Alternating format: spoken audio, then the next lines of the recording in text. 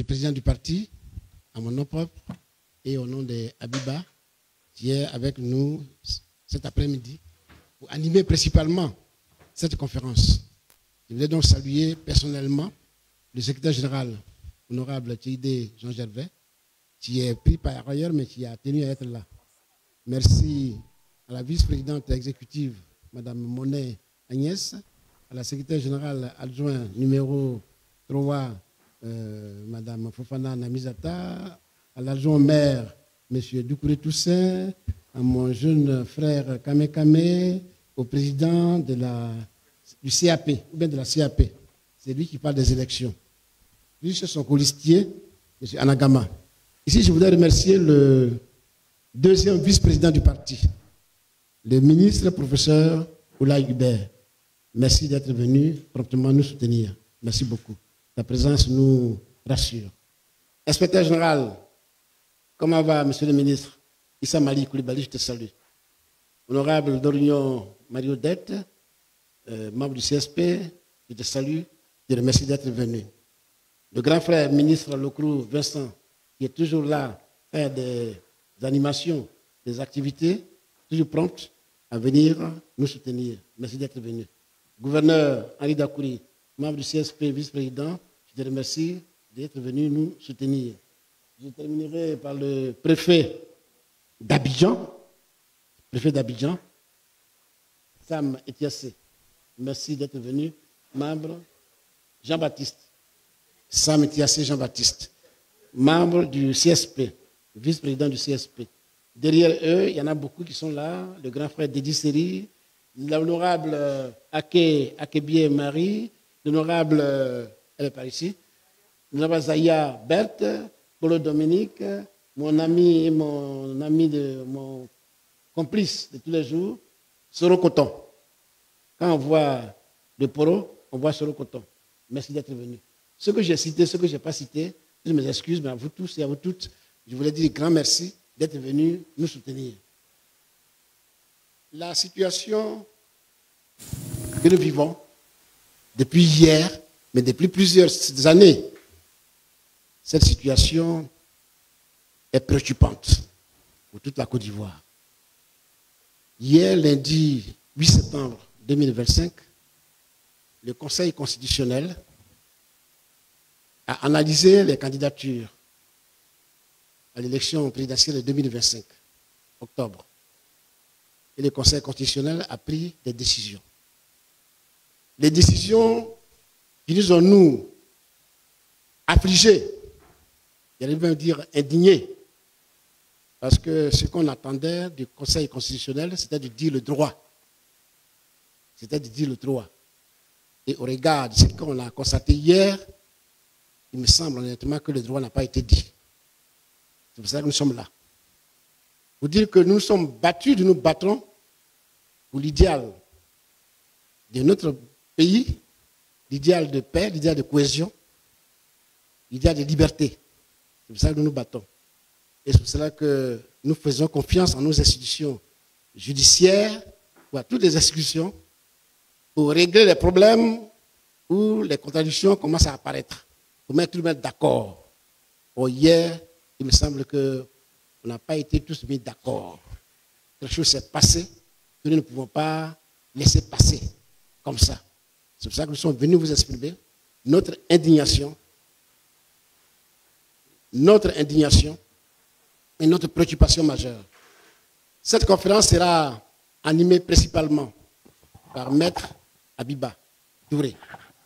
Elle est notre juriste maison. Elle est chef de cabinet du président Laurent Gbagbo. Elle est la porte-parole, j'allais dire en chef, de notre parti. Maître Abiba va donc s'adresser à nous tout à l'heure et nous serons là pour éventuellement répondre à quelques questions que vous utiliserez utiles pour qu'on puisse donner aussi à notre niveau quelques clarifications si possible. Mes chers amis, donc, avant de commencer la conférence, elle m'a demandé de vous dire qu'on va projeter un film. Le film, c'est en quelque sorte le débat d'hier, la conclusion, la décision du Conseil constitutionnel. Diapo ou film, s'il vous plaît.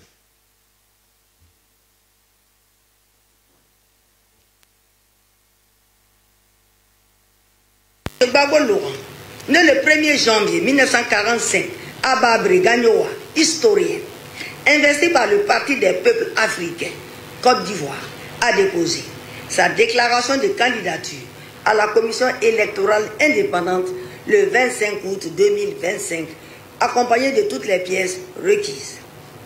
Considérant que par requête enregistrée au secrétariat général du Conseil constitutionnel le 31 août 2025, le Parti des peuples africains, Côte d'Ivoire, représenté par M.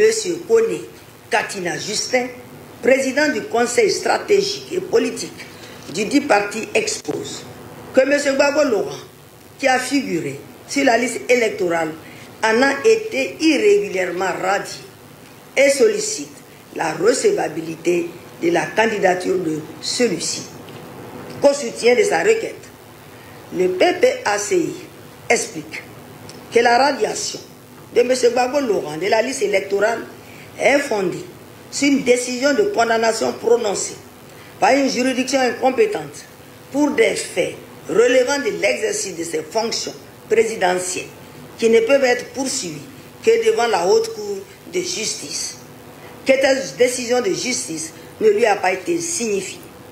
Qu'en outre, depuis son acquittement définitif par la Cour pénale internationale le 31 mars 2021, M. Gbagbo Laurent remplit pleinement les conditions de l'amnistie du 6 août 2018.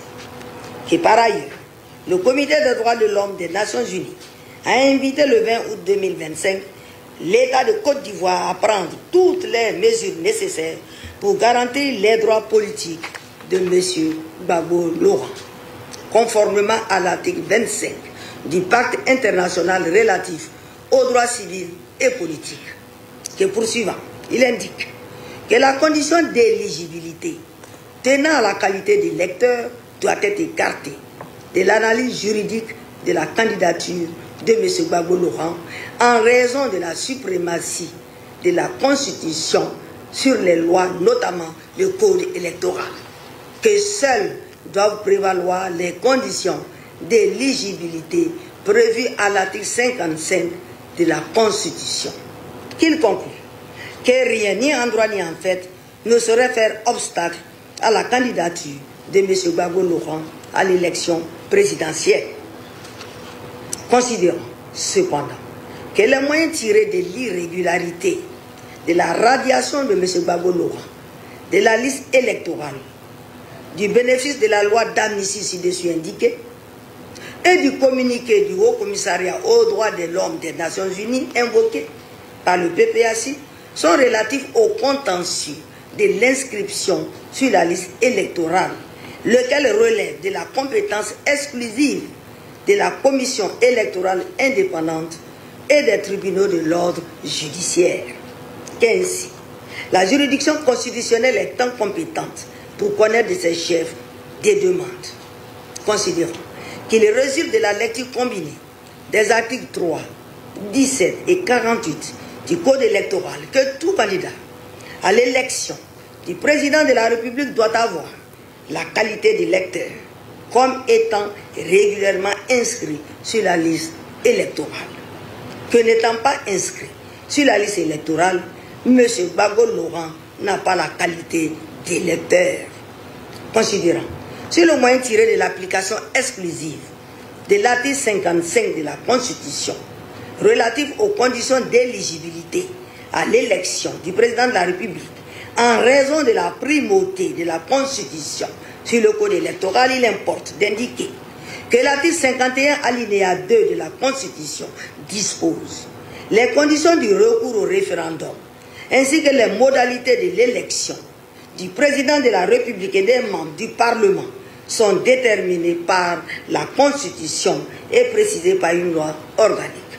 Qu'ainsi, la loi à laquelle la Constitution renvoie à l'espèce n'est autre que le Code électoral adopté par référendum les 23 et 24 juillet 2000, puis modifié par ordonnance du 8 avril 2020 portant révision du Code électoral, lequel code est en valeur et qui précise en ses articles 3, 17 et 48 que pour être éligible, il faut être électeur, inscrit sur une liste électorale, ne contrarie en rien les droits civils et politiques et sont conformes aux dispositions du pacte international relatif aux droits civils et politiques de 1966.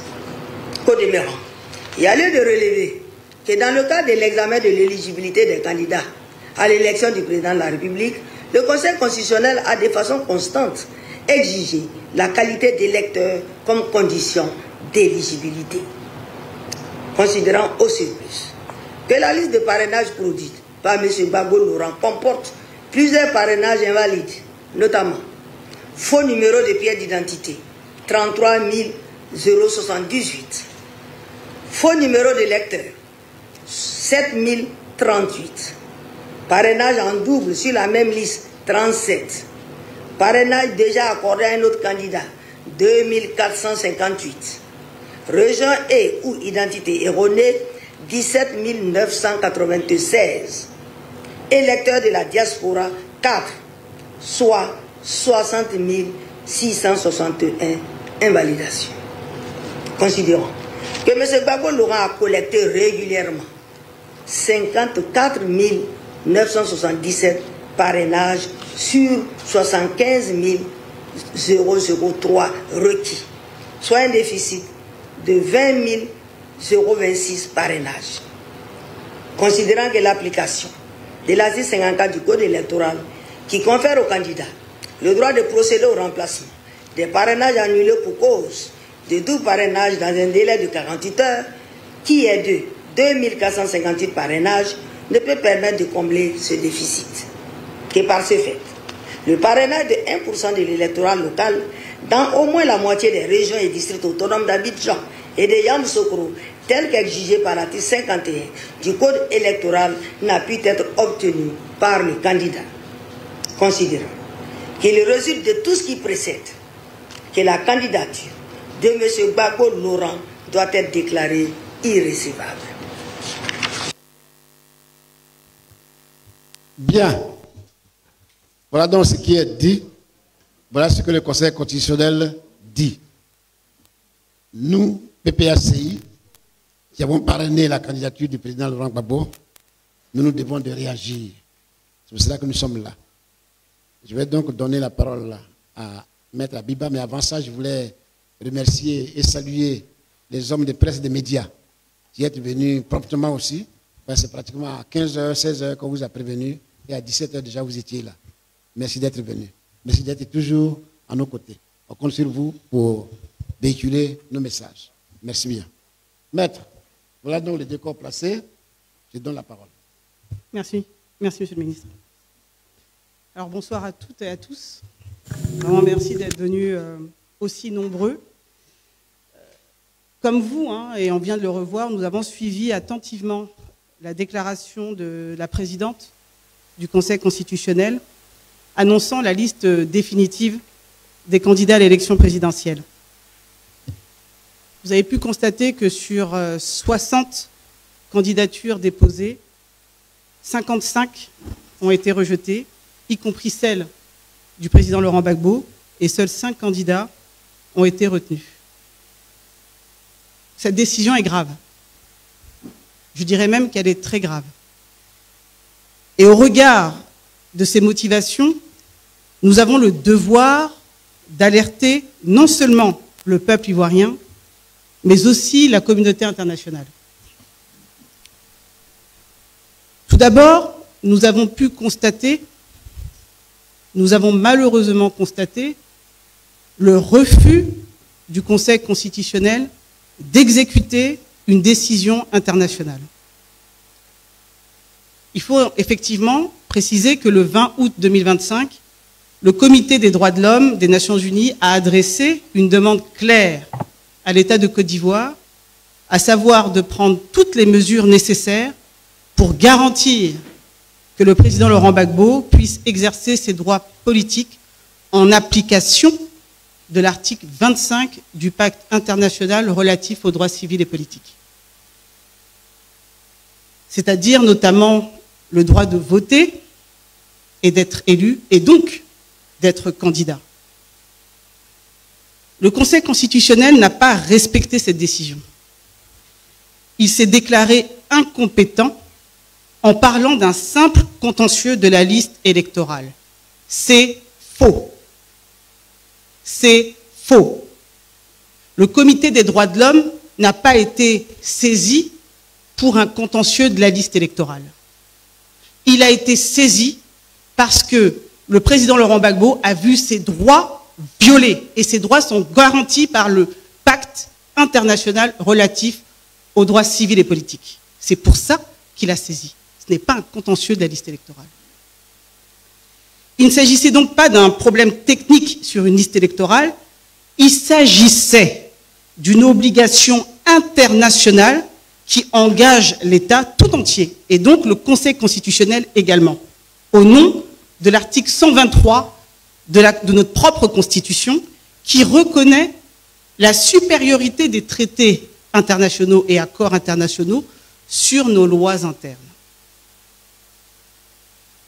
Le Conseil constitutionnel, en refusant d'exécuter cette décision du Comité des droits de l'homme, a tout simplement failli à son devoir de garantir l'état de droit. Et c'est vraiment grave, pour le coup. Nous avons également constaté une fausse interprétation des conditions d'éligibilité. Notre Constitution, la Constitution ivoirienne, en son article 55, est limpide. Ça ne souffre d'aucune ambiguïté. Pour être candidat à l'élection présidentielle, il faut avoir au moins 35 ans, être exclusivement ivoirien, jouir de ses droits civils et politiques et être né de père ou de mère ivoirien d'origine. Rien d'autre. Aucune mention d'une inscription obligatoire sur une liste électorale. Pour contourner cela, le Conseil constitutionnel évoque l'article 51 de la Constitution qui permet à une loi organique de préciser les modalités de l'élection présidentielle. Mais ce que le Conseil constitutionnel oublie volontairement de dire, c'est que le code électoral n'est pas une loi organique. C'est une loi modifiée par une ordonnance rendue par le chef de l'État, président du RHDP, et qui est aujourd'hui candidat à l'élection présidentielle. Et surtout, j'insiste là-dessus, une modalité n'est pas une condition d'éligibilité. Une modalité n'est pas synonyme d'une condition. Ajouter une condition qui n'existe pas dans la Constitution, comme celle d'être inscrit sur la liste électorale, revient purement et simplement à violer la Constitution. Autre point inquiétant, le Conseil constitutionnel affirme que le président Laurent Gbagbo n'aurait pas obtenu assez de parrainage.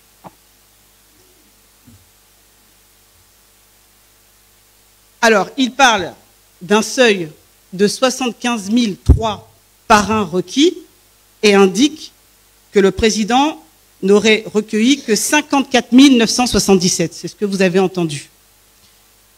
Mais regardons les textes.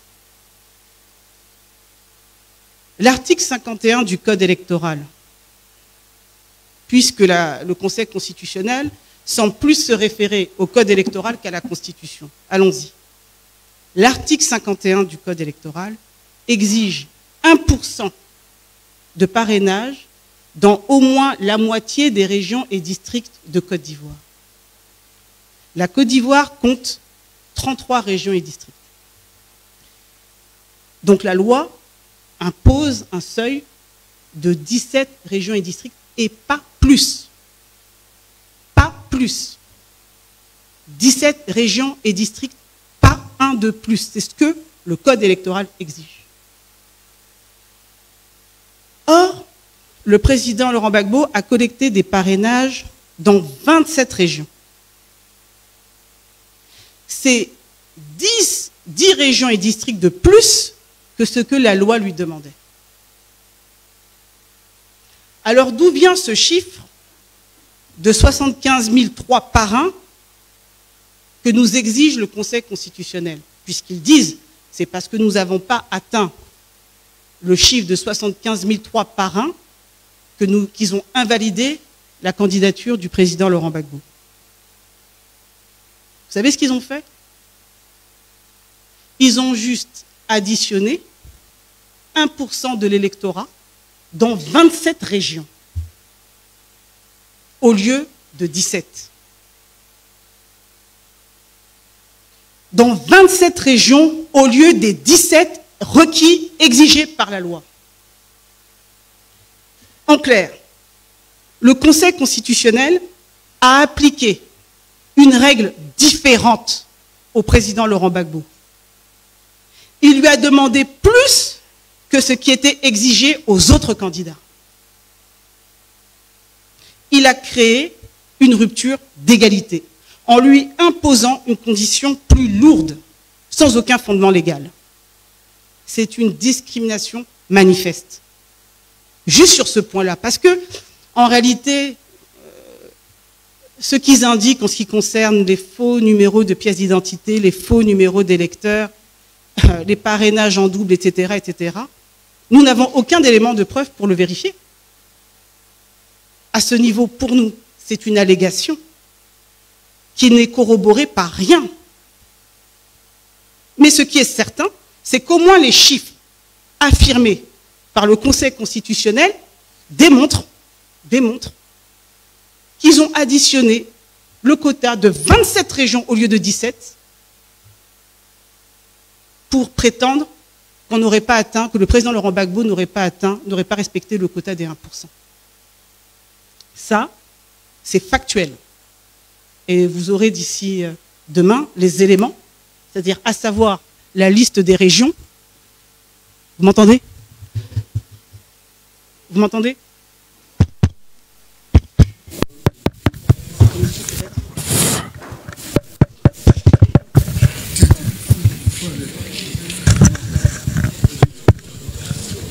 Vous m'entendez?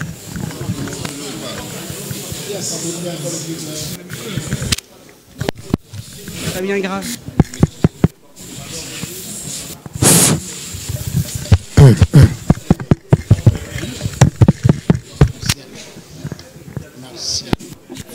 Martial. Non, moi j'ai le son ici. C'est tout.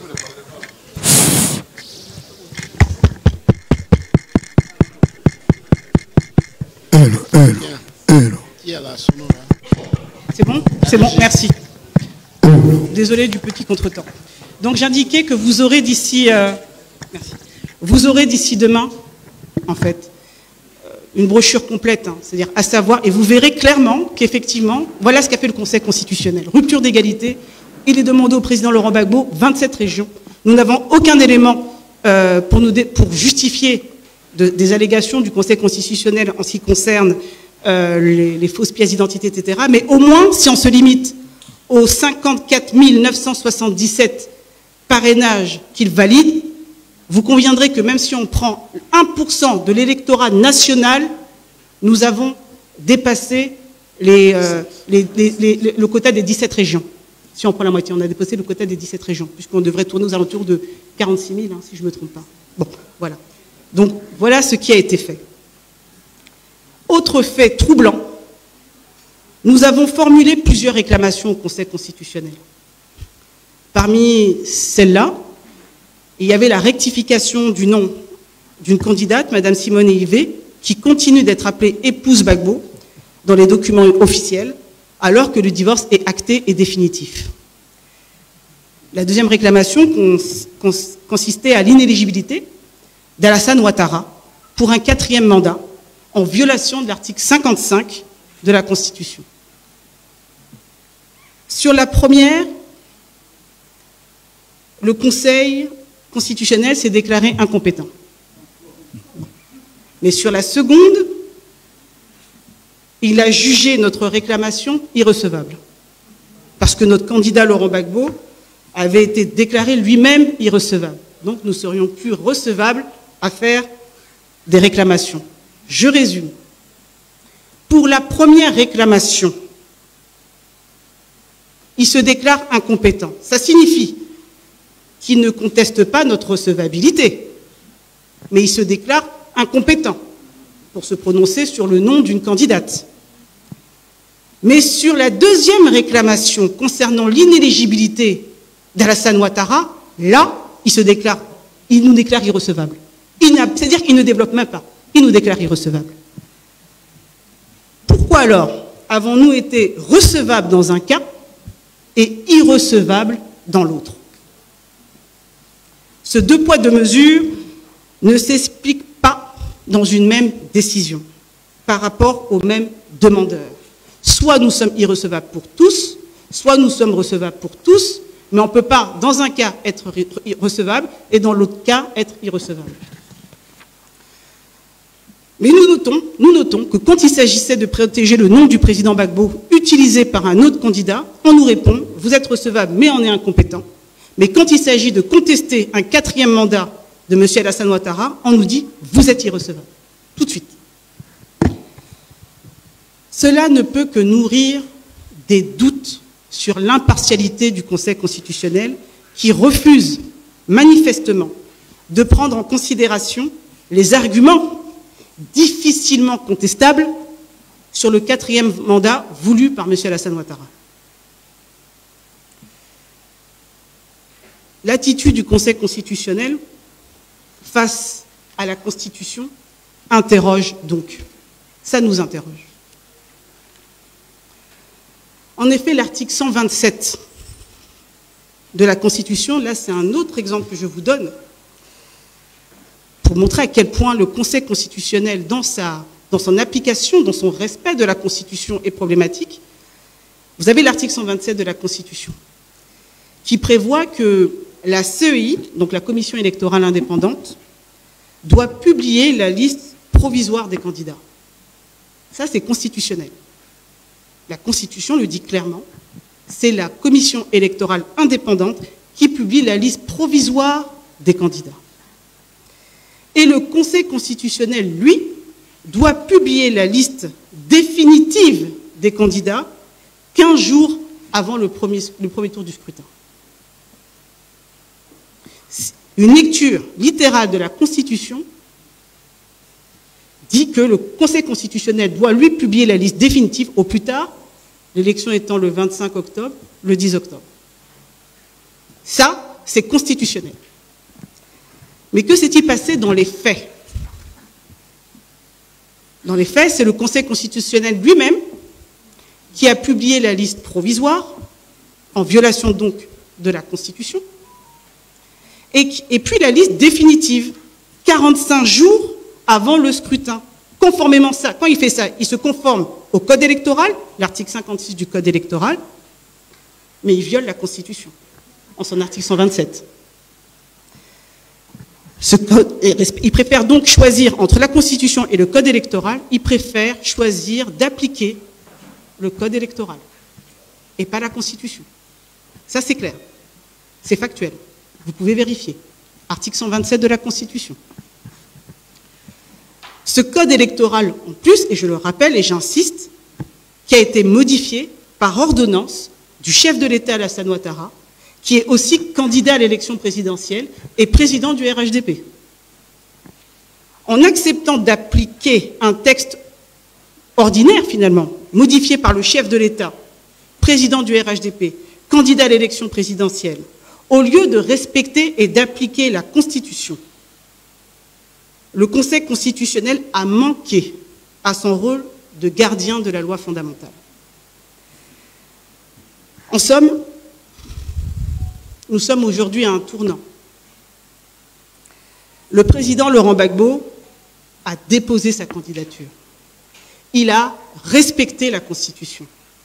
Et il a rempli toutes les conditions fixées par la Constitution. Mais sa candidature a été rejetée au mépris de la Constitution, au mépris de l'égalité, au mépris des engagements internationaux pris par la Côte d'Ivoire.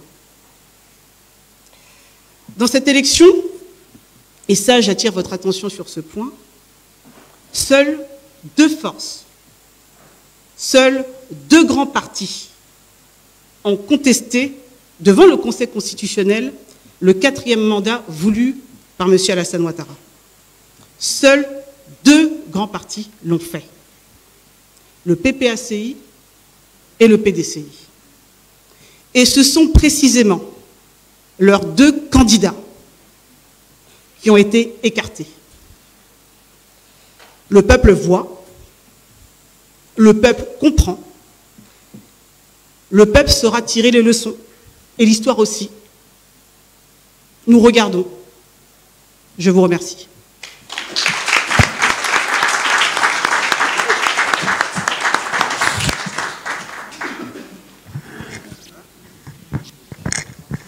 Bien. On entend, chers consoeurs, chers confrères, on entend vos questions. Questions, Maître Pex, est-ce qu'on prend 3-4 questions, on répond et après on prend une autre série ou bien on répond au fur et à mesure? 4. S'il vous plaît, les portables, vous les mettez sous silence, s'il vous plaît. Oui. Monsieur en t-shirt orange, votre nom d'abord. Votre nom. On prend une série de 4 d'abord. D'accord. Je suis Sapel Monet de l'Intelligent d'Abidjan et l'Intelligent TV. D'accord. Merci. Quelqu'un d'autre, s'il vous plaît? Oui. Samuel.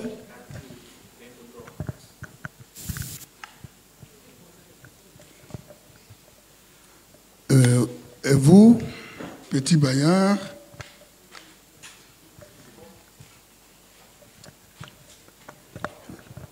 La voix originale.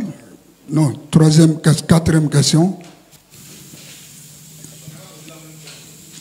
4e question, s'il vous plaît. OK. Maître, Monsieur le ministre, on n'a que 3 questions. Le confrère de l'Intelligent d'Abidjan va poser sa question après s'être présenté. Merci beaucoup pour cet exposé. Moi, je voudrais vous emboîter certainement le pas. Ça sera de savoir, après ce constat négatif que vous faites sur le résultat du Conseil constitutionnel, quelle sera la suite? Qu'est-ce que vous allez faire concrètement? C'est à ça que nous nous attendons tous ici, en fait. Merci. Merci. Question directe. Samuel de l'Infodrome. Alors, bonsoir, madame, messieurs les conférenciers. Bonsoir à tous. Je suis Samuel Kadio, journaliste à l'Infodrome. Alors, je vais rebondir sur la question de mon confrère. Alors, le Conseil constitutionnel a acté l'élimination du candidat Laurent Gbagbo. Face à cette exclusion, quelle sera la stratégie du PPACI pour le scrutin du 25 octobre? Boycott, appel à la mobilisation ou soutien à un autre candidat? Une alliance avec d'autres candidats de l'opposition encore en lice? S'il vous plaît. Billon, Domelo, Simone Gbagbo, Lagou, est-elle envisagée? Merci. Merci, chers confrères de l'Infodrome. On va passer la parole à Petit Baya de La Voix Originale. Merci. Yannick Baya de La Voix Originale. Tout à l'heure, quand on a vu l'élément vidéo de Madame Nanaba Camara, elle dit la primauté de la Constitution. Elle parle de primauté de la Constitution sur le code électoral. Ensuite, elle dit que le code électoral a été adopté par référendum. Est-ce que c'est juste? Deuxième question, le président Laurent Gbagbo a eu plus de 54 000 parrains. Quel est le quota qu'il devrait avoir normalement pour que son dossier soit recevable? Pex, on a bouclé les 3 questions. S'il vous plaît, vous pouvez répondre.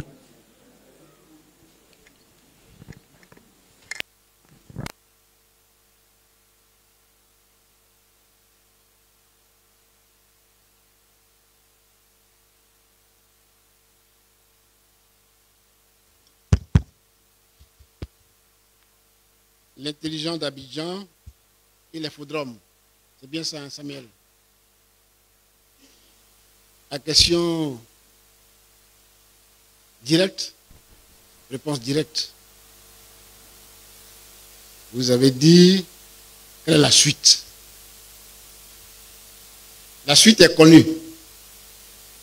La suite, c'est la lutte que nous avons commencée, qui va continuer jusqu'à ce que on rentre dans nos droits, jusqu'à ce que la Côte d'Ivoire respecte les droits de ses citoyens et que le pays soit libre, et que les Ivoiriens soient libres, et que nous obtenions un pays de paix, un pays de cohésion.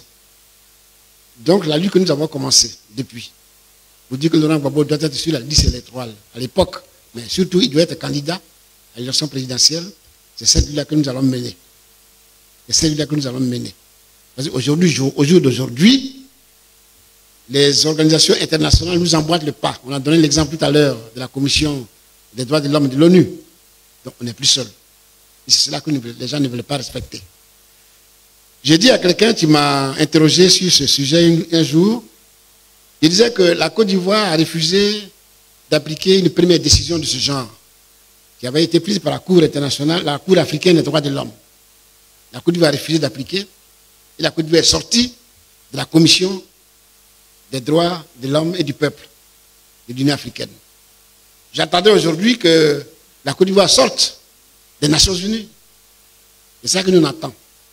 Donc la dame qui a prononcé son verdict doit appliquer, elle a dit avant moi, la décision de la Commission des droits de l'homme de l'ONU. Donc la bataille politique va continuer. À cela, il faut ajouter la bataille politique concernant le 4e mandat du président Ouattara. Vous savez ce qu'on a dit sur le 4e mandat?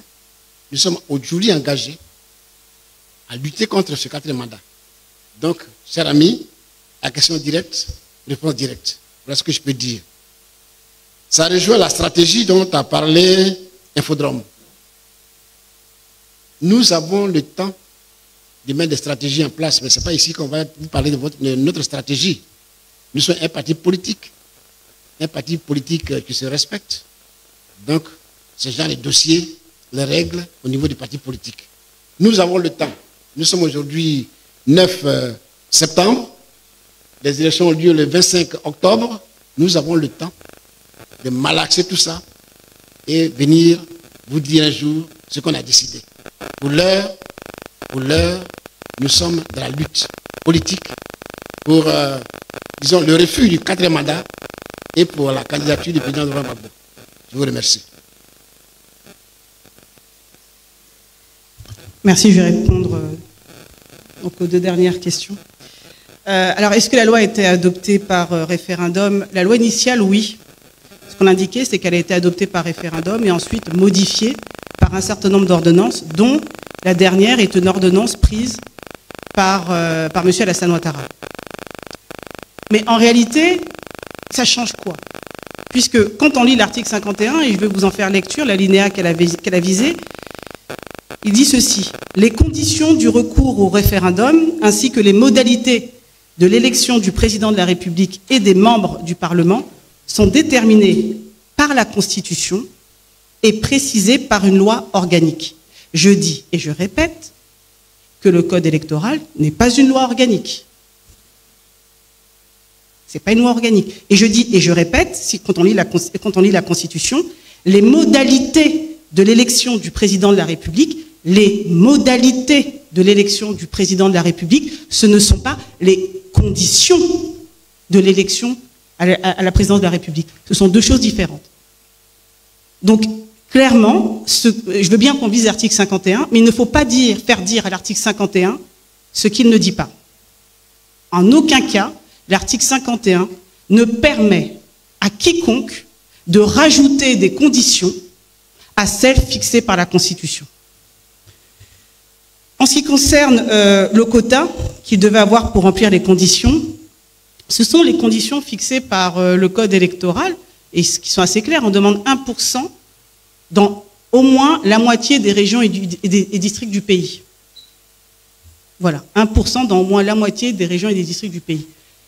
Tout à l'heure, je vous ai dit, si on essaie de schématiser, à partir du moment où on doit avoir un corps électoral national d'environ 8 400 et quelques mille électeurs, 1%, on doit tourner aux alentours de 84 000, 85 000. La moitié, on tourne aux alentours de 43 000, 45 000, allons-y, 45 000. Ça, c'est si on fait une application globale. Bon. Mais eux-mêmes, sur les 45 000, si on doit faire cette lecture-là, le président aurait obtenu, selon eux, parce que nous estimons que ce chiffre a été revu au rabais pour les besoins de la cause, mais eux-mêmes reconnaissent à minima 54 977. Bon. Mais ce qu'on dit, et ça, je vous invite vraiment vous-même à le vérifier, c'est qu'à partir du moment où elle estime que le président Laurent Gbagbo aurait dû atteindre 75 003 parrainages, elle a appliqué au président Laurent Gbagbo une condition qu'elle n'a pas appliquée aux autres.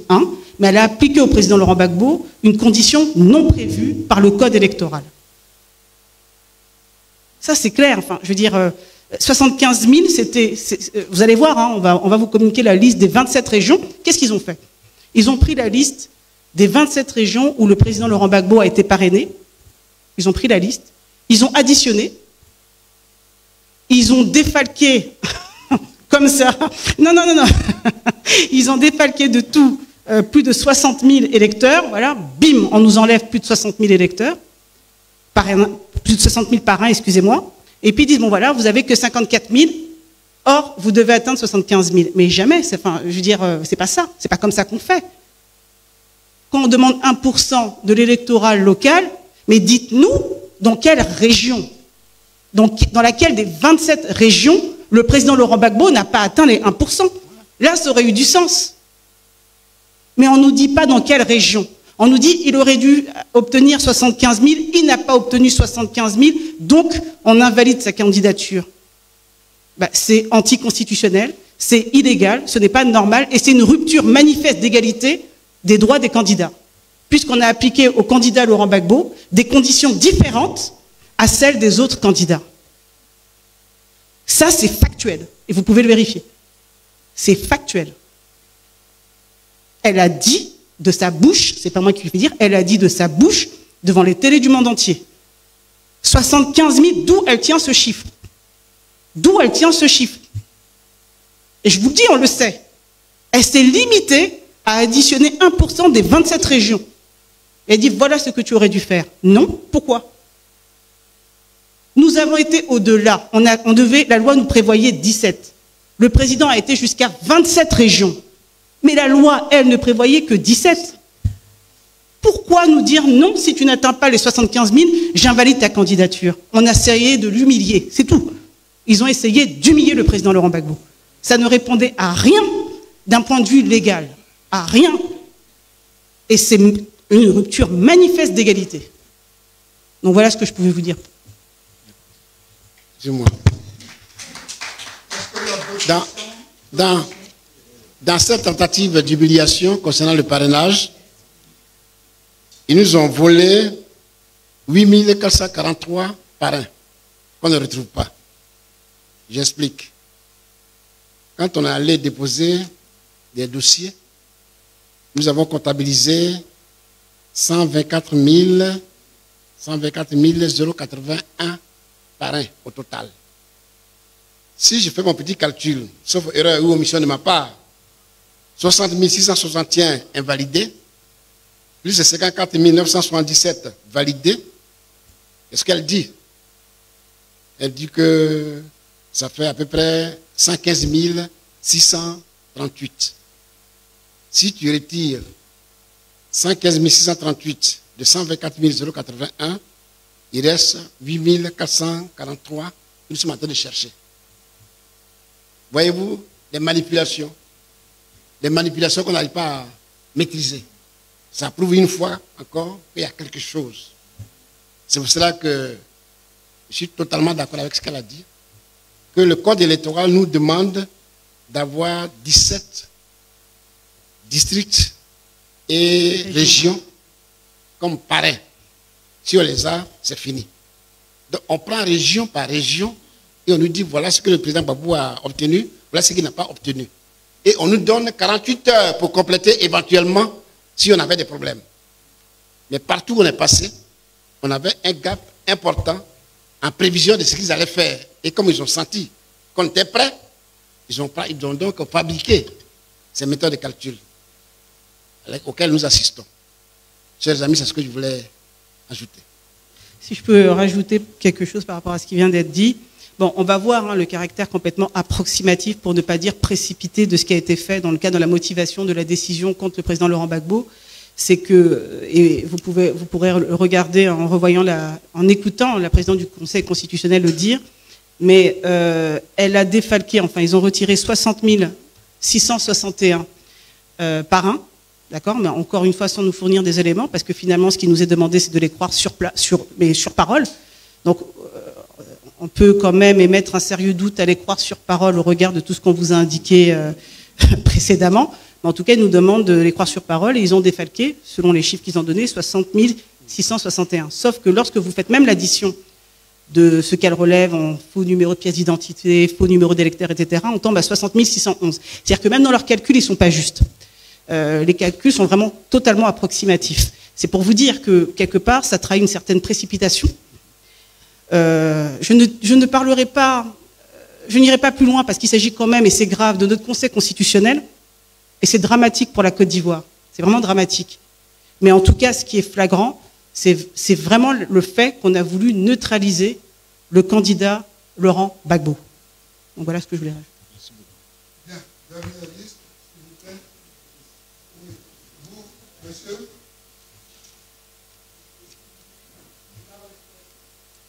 Comment? L'Inter, oui. Bon, comme vous êtes seul, vous pouvez la poser en même temps. Vous avancez, s'il vous plaît. Voilà, vous dites votre nom, vous posez votre question. Bonsoir, Eddy Bibi, journal L'Inter. Le président Laurent Gbagbo, lors d'une sortie publique, a dit que le PPACI ira aux élections. Malheureusement, sa candidature n'a pas été retenue par le Conseil constitutionnel. On sait aussi que récemment, au sein du PPACI, il y a eu une polémique sur la candidature des précautions qui a été proposée par Awa Domelo, lequel d'ailleurs a vu sa candidature validée par le Conseil constitutionnel, contrairement à d'autres. Donc, au regard de cette situation, vu que les décisions du Conseil constitutionnel ne sont pas susceptibles de recours, est-ce que désormais le PPACI envisage de demander à M. Awa Domelo d'offrir sa candidature au PPACI, sa candidature de précaution, comme il l'avait proposé auparavant?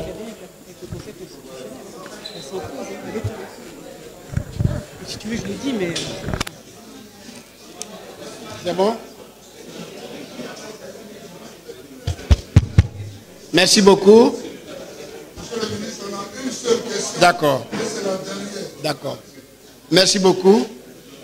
Je voulais dire à notre camarade, enfin aux journalistes, que la décision de la Commission des droits de l'homme de l'ONU s'impose à la Côte d'Ivoire. Elle n'a rien à voir avec le Conseil constitutionnel. Elle s'impose à la Côte d'Ivoire. On l'exécute ou on ne l'exécute pas. C'est pour ça que je vous ai dit tout à l'heure qu'il était de bonne loi que la Côte d'Ivoire se retire de l'ONU pour ne pas appliquer cela. Comme elle s'est retirée de la Commission des droits de l'homme et du peuple de l'Union africaine. Comme c'est africain là, on s'est retiré tranquillement. C'est ici qu'on les attend. Qu'ils se retirent, et puis comment on est tranquille, ils ne vont pas appliquer la décision. Mais elle s'impose à la Côte d'Ivoire. Donc l'histoire des candidats ou pas candidats. C'est pour ça que je vous ai dit que la lutte politique continue.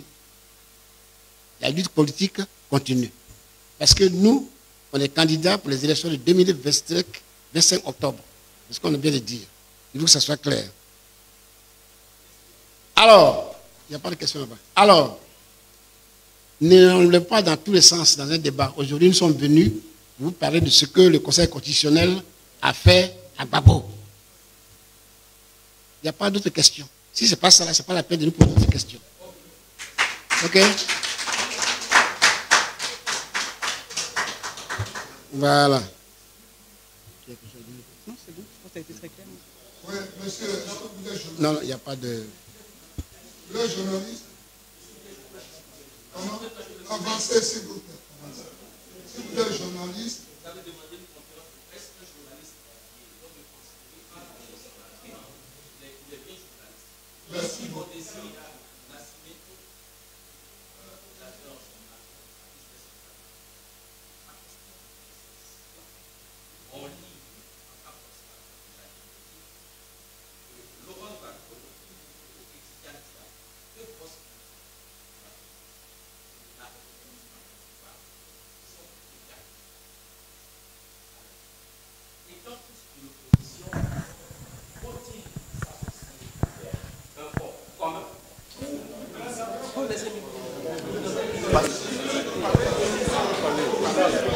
Laissez-le parler, laissez-le parler.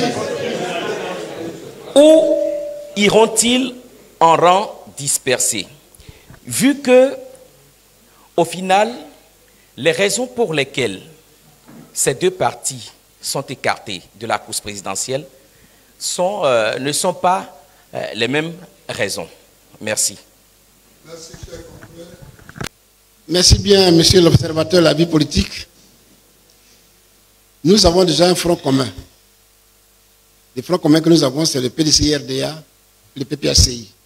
Je ne sais pas si vous étiez là, mais on a déjà fixé les bases de notre rapprochement avec le PDCI-RDA et c'est dans cela que nous sommes. Les autres aspects, je vous ai dit ici qu'on est venu à une conférence de presse où le Conseil constitutionnel a spolié le président Laurent Gbagbo de ses droits. C'est cela que nous sommes venus parler. Les autres aspects, là, on a le temps d'en parler. Ce n'est pas pour cela que nous sommes ici aujourd'hui, mais comme vous voulez que l'opposition soit ensemble, nous, les grands ténors de l'opposition, PDCI, RDA et PPACI, nous sommes déjà ensemble dans ce que vous avez appelé vous-même front commun. C'est ça qui est d'actualité. Maître, il y a quelque chose à ajouter avant que... Non, je pense que tu as tout dit. Hein, parce que je ne sais pas s'il y a... Merci, camarades. Je vais conclure. Je vais conclure en disant que pour nous, il n'y a pas d'autre alternative concernant la candidature du président Laurent Gbagbo. Nous sommes convaincus que le président Laurent Gbagbo sera candidat à l'élection présidentielle. Je vous le dis clairement. Parce que ce n'est plus nous qui le disons. Et ce sont ses propres gars qui le disent. Des gens avec qui M. Ouattara a travaillé pour être au pouvoir en Côte d'Ivoire. Ce sont les mêmes personnes qui le disent aujourd'hui. Vous savez ce qui s'est passé en 2010, 2011, en Côte d'Ivoire. Le président Laurent Gbagbo est, j'allais dire, envoyé jusqu'à La Haye après Korogo. Il y a passé 8 ans comme prisonnier. Il est sorti, blanchi totalement. Il a passé 2 ans en exil. Il est rentré en Côte d'Ivoire. Donc, ce monsieur-là, qui hier était vilipendé par le monde entier, on reconnaît aujourd'hui sa valeur d'homme intègre. Il a bravé la justice internationale, il est revenu. C'est cette même justice internationale qui dit à M. Ouattara, pour parler de la commission des droits de l'homme, il faut que le président Laurent Gbagbo soit candidat à l'élection présidentielle. Nous allons poursuivre cette voie, dans cette voie, en disant ce que nous avons toujours dit, mais nous allons nous focaliser sur cela, d'abord. Et deuxièmement, nous avons une bataille à mener contre le 4e mandat de M. Ouattara. Ça a été dit et c'est clair. Là aussi, nous allons continuer la même lutte politique. Vous l'a dit, nous menons la lutte politique pacifique selon les règles, selon la Constitution, selon les moyens que la Constitution nous donne. Parce qu'on est trop vite allé en besogne quand ces choses vont les noyer. Nous mènerons cette lutte selon les moyens que la Constitution de la Côte d'Ivoire met à notre disposition. On va la mener crânement jusqu'au bout. C'est pour cela que, en guise d'appel, que j'avais lancé aux camarades militants du PPACI, aux camarades militants du PDCI-RDA, nous sommes dans un front commun, aux sympathisants, aux démocrates de Côte d'Ivoire, c'est de tout faire pour que nos droits soient respecter. C'est de tout faire pour faire barrage au 4e mandat. Alors, si on ne fait rien et que le 4e mandat prospère, c'est notre pays qui s'est confronté à des problèmes futurs. On ne le dit pas pour Laurent Gbagbo seulement, on le dit pour la Côte d'Ivoire. On le dit pour la Côte d'Ivoire. C'est-à-dire, si on se joue à ce jeu-là et que tout cela prospère, c'est le pays que nous voulons construire là, que nous sommes nous-mêmes en train de détruire. C'est pour ça que nous nous battrons pour que la constitution ivoirienne soit respectée. Je vais répondre à quelqu'un qui a dit que la décision de la constitution n'est recours, non. Et en dernier recours. En dernier recours. Dernier recours, décision de dernier recours. Nous sommes à Côte d'Ivoire. Hein. Ici, les constitutions sont susceptibles de recours. Ici à Côte d'Ivoire, les décisions du Conseil constitutionnel sont susceptibles de recours. Vous êtes jeune, donc vous n'avez pas encore peut-être appris ça, mais on ne l'a pas entendu, mais on sait, on est ici. C'est le seul pays où la Constitution, le Conseil constitutionnel décide et le lendemain on dit non, il faut dire autre chose. Ça s'est passé ici. Donc, entre nous, soyons humbles et avançons tranquillement pour notre pays. Je disais donc non. Justement par rapport à ça, parce que ce que tu dis est tellement juste, c'est tellement juste. Et puis il faut quand même rappeler, parce qu'on a tendance à l'oublier, mais le Conseil constitutionnel n'est pas au-dessus de la Constitution. Le Conseil constitutionnel n'est pas au-dessus de la Constitution. Donc quand le Conseil constitutionnel viole la Constitution, il se décrédibilise et perd toute légitimité. Merci. Merci beaucoup. Merci beaucoup. Donc, chers amis, nos militants, nos sympathisants, tous les démocrates, nous leur demandons de rester vigilants. De rester vigilants. Et que nous-mêmes, en tant que parti politique, dans les jours à venir, nous allons nous réunir pour avoir donné la conduite à tenir face à cette situation. Aujourd'hui, nous sommes venus pour parler de la situation, disons, de la décision du Conseil constitutionnel vis-à-vis de notre candidat. Pour le reste, faites confiance au parti. Nous sommes en train de travailler. Nous allons réunir les instances du parti et on vous reviendra pour ce qu'on a à faire. Chers amis, c'est sur ces notes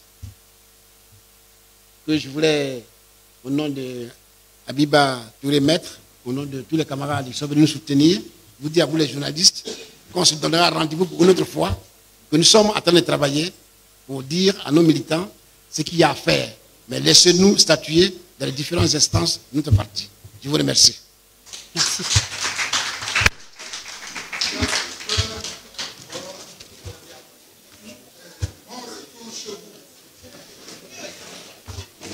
Binta, on y voit.